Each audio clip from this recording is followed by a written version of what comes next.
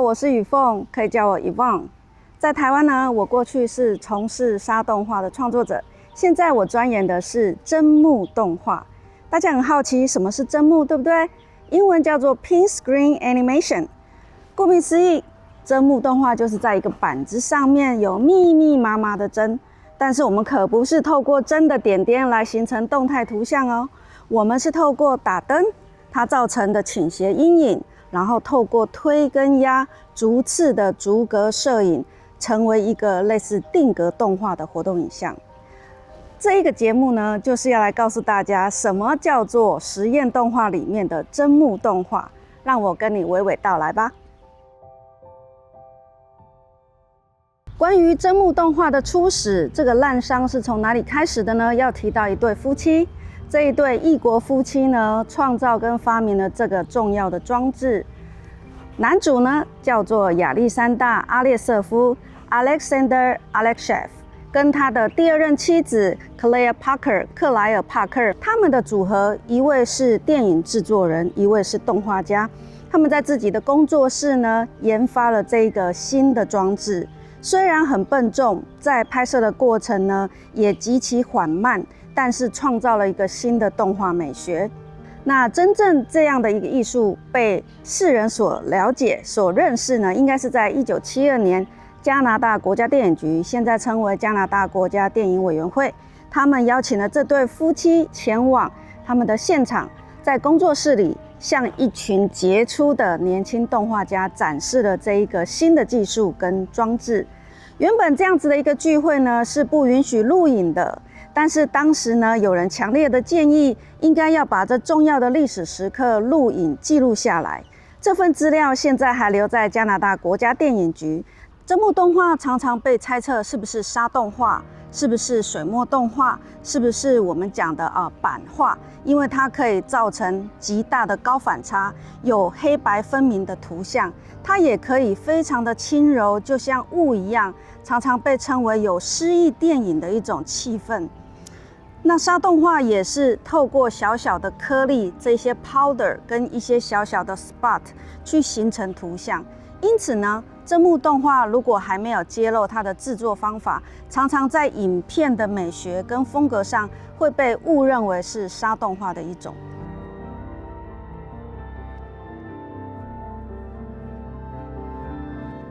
那真木动画艺术跟我们台湾之间有什么样的连结跟关系呢？2022之前呢，我跟大家一样，一直以为教科书上面没有提到后续的发展，是不是这个动画艺术已经失传了呢？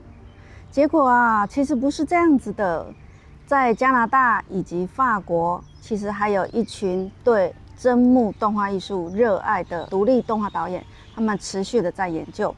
那至于Yvonne我呢，是什么时候接触到这样子的真版？2022年在脸书上面呢，我发现山村浩二导演 Koji Yamamuro， 他带着东京艺大动画的博士生跟研究生前往法国安息动画影展，同时呢，他们也参观了亚历山大诺亚他的真木工作室。Alexander Noyer 他是真版现代化改革重要的人物之一。也是我向他订购真版的一个专利设计师。这一块真版呢，总共有26000根针，在一个接近 A4 大小的面积里面，所以目前这个密度呢，很适合初学者。当时Yvonne买来的时候呢，就像这样子，用 Alexander Noyer 他所提供的工具来进行塑形。大家可以看到，这只是一个灯泡。如何在很尖锐的针群上面去创造图像呢？我们从侧边去加压呢，比较不会直接伤害针头。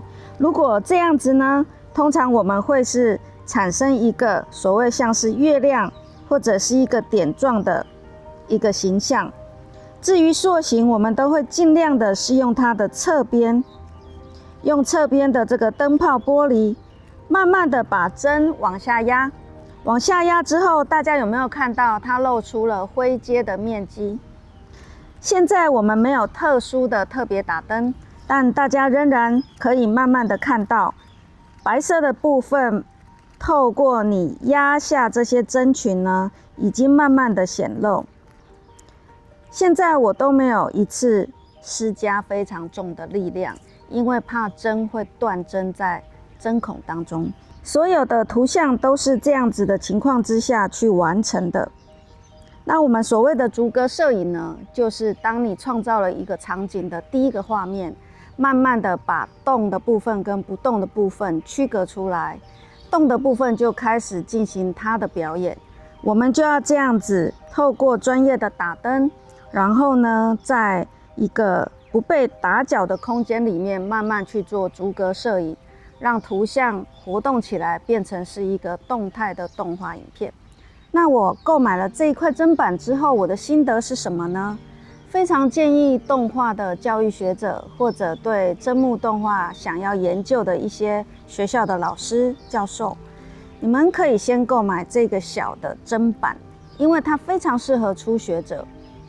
这个小的砧板呢，很适合工作坊，很适合自己在家里面做研究。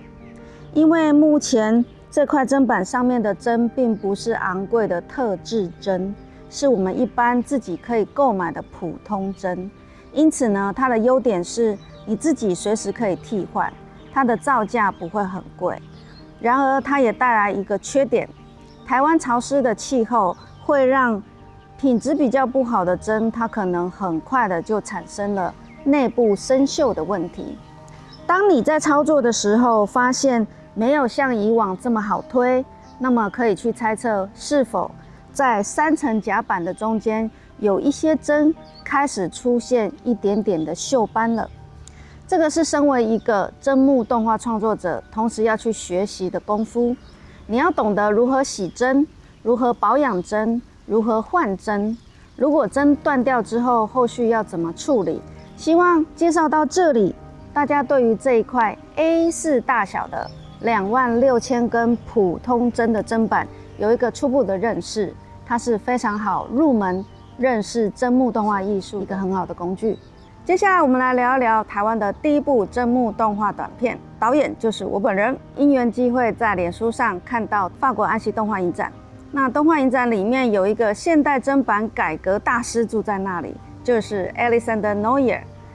透过一些方式，我取得了东京艺大师生的协助，我向亚历山大亲自询问了购买砧板的可能。这个砧板呢，它的价格在目录当中是最小我负担得起的。那这块砧板，我当时用它创作了个人的第一部砧木动画短片，有9分钟之久。它的名字呢跟故事完全反映出我对于疫情的一些感受。我常常会透过动画的拍摄，把它当作纪录片的功能一样，做一个生命当中的注记，以这样子的角度把我对疫情的观察放到我的故事里。在故事当中呢，有一个银河，有一个主角，一个女太空人，就是我本人。为了全人类在疫情当中受苦，到了浩瀚的宇宙外太空去寻找人类需要的解药。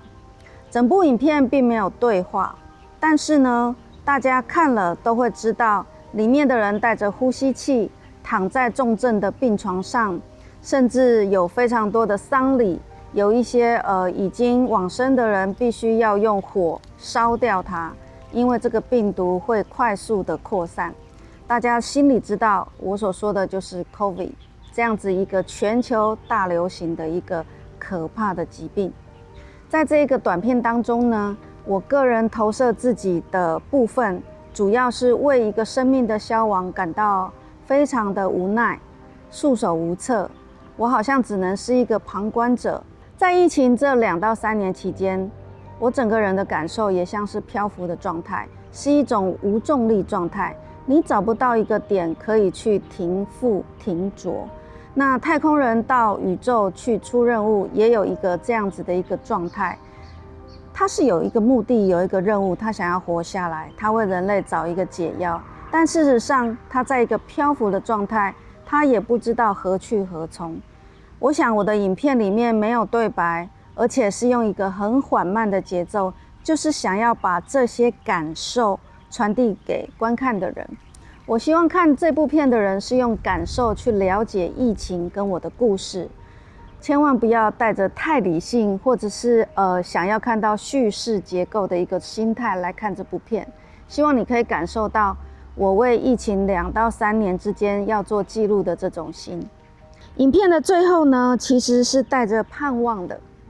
这个太空人呢，他跳上了一个充满能量的能量石，然后飘向宇宙的尽头，但却不是绝望的状态，是一个充满希望、迎向星光的状态。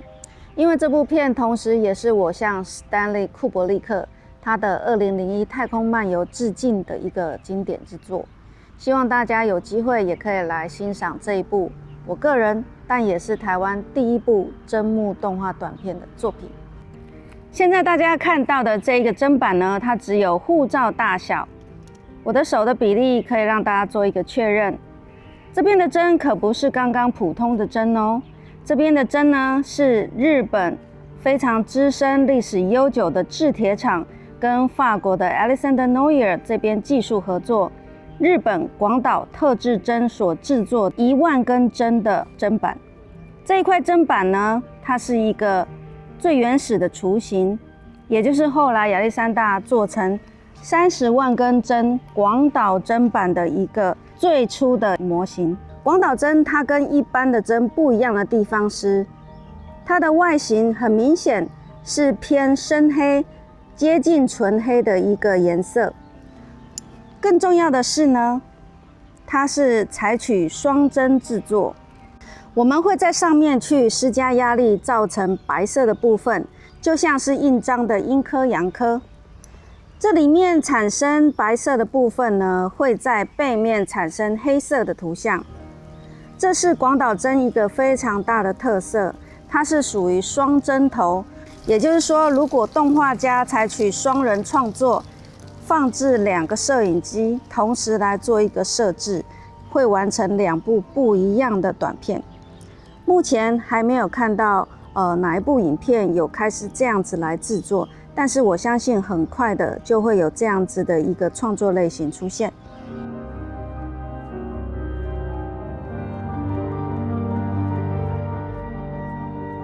我在使用26000根砧板的过程当中，无意间创造了一种新的影像风格，我称之为实境真木停格动画。这样子的动画影像呢，背后有天然的环境，但是在隔框当中呢，它却能够自行魔幻写实的上演一出一出的戏码。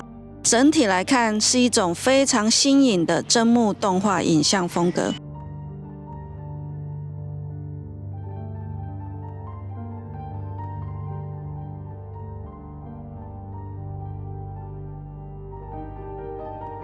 今天听了这么多真木动画艺术的资讯，大家觉得如何呢？绝大多数呢是我个人接触、进行创作，还有许多自我探险的经验分享。希望大家对于实验动画类型，而且是非主流的实验创作技巧跟动画装置有更多的认识。那我们今天的影片就介绍到这里咯，拜拜。